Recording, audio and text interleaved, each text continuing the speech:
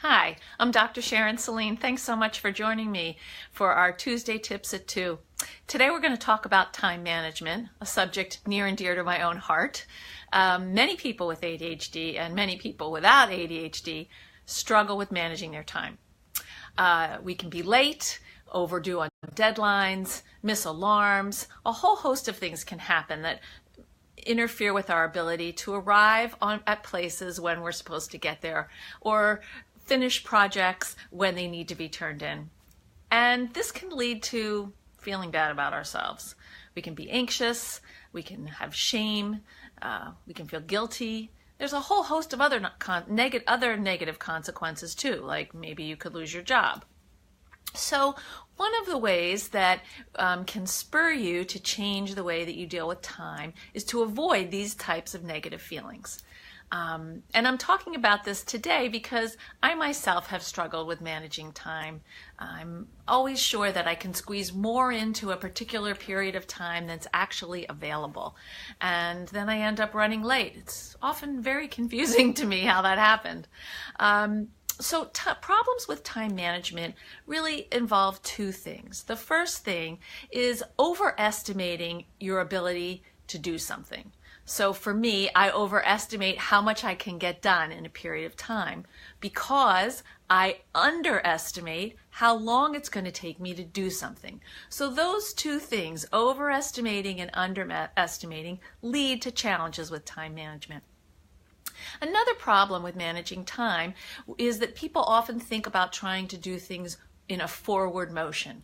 I have to be at school at 7, so I need to wake up at 6 and then do all of these things. You take a shower, get dressed, eat my breakfast, grab my backpack, get on the bus. I'm moving forward in my estimation of time. And really what works best is the backwards design. So I call this the benefits of backward design. And how that works is that we observe how long it takes us to do things. We calculate the amount of minutes that is, and then we actually design something that reflects the reality of the things we're doing and how long it's going to take. So for example, let's say you are getting to school today on time, or for those of us who work, getting to work on time. And you have to leave the house by 7:30 in your car because school starts at 8 p.m. Oops, 8 a.m. Sorry. So if you're going to leave at 7:30, then what you want to do is work your way backwards. I'm in my car at 7:30. That means I have to walk out of my house at 7:25. And that means if I want to have breakfast, that takes me 15 minutes. So now I'm at 7:10. And I want to, put my makeup on. That's at 7 o'clock. I want to take a shower. That's another 15 minutes. That's at 6:45. I need 15 minutes to get dressed. Now I'm at 6:30. And then I need some time to just lie around after my alarm goes off. Now I'm back at maybe 6:20. So that's what time you'd set your alarm, except for one thing. And this is the thing I often forget, regardless of what the time is, whether it's 8 p.m. and I'm leaving to I need to be at a concert at 8 p.m. or I need to be at a meeting at 8 a.m. The unpredictable factor.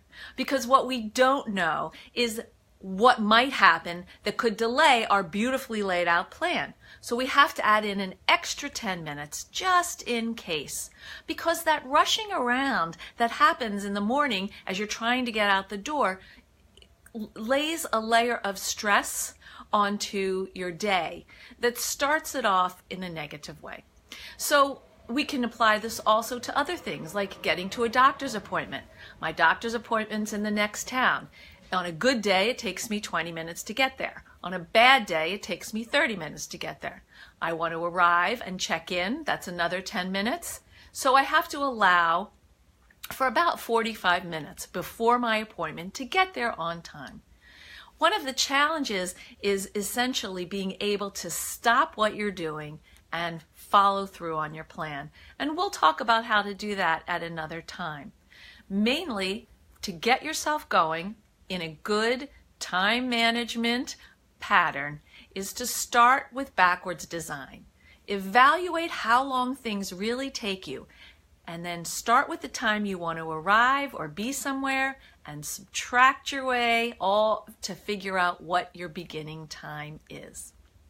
I hope you found this helpful. Please follow me on Facebook, as you already are if you're probably watching this, but also on Twitter. And make sure you like my page. Go to my website, www.drsharonsaline.com. That's Dr. Sharon Saline. And I hope you have a great day. Thanks so much. Bye-bye.